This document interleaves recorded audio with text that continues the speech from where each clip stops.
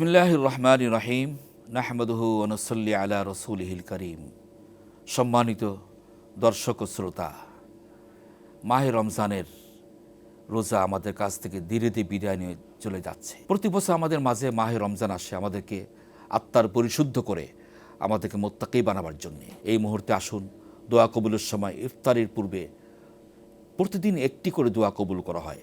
তাই আসুন, সেই আশা নিয়ে, সেই ভরসা নিয়ে, সেই প্রত্যাশা নিয়ে মহান আল্লাহ রাব্বুল আলামিনের কাছে মুনাজাত করি, দোয়া করি। আল্লাহুম্মা আমিন। রব্বানা যালামনা আনফুসানা ওয়া ইল্লাম তাগফির লানা ওয়া তারহামনা লানাকুনান্না মিনাল খাসিরিন।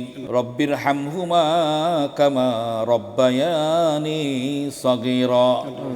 আল্লাহুম্মা ইন্না নাসআলুকাল জান্নাতা ওয়া নাউযু বিকা মিনান নার।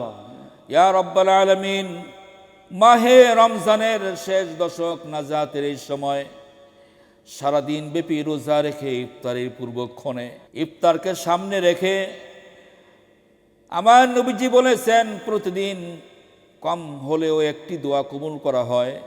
আয় আল্লাহ তাআলা, সেই আশা নিয়ে, সেই ভরসা নিয়ে আপনার শাহী দরবারে আমরা এতিমের মতো আসামির বেশে দুখানা হাত তুলে ধরলাম। রব্বুল আলামিন, আমাদের জীবনের সমস্ত গুনাহগুলো ক্ষমা করে দিন।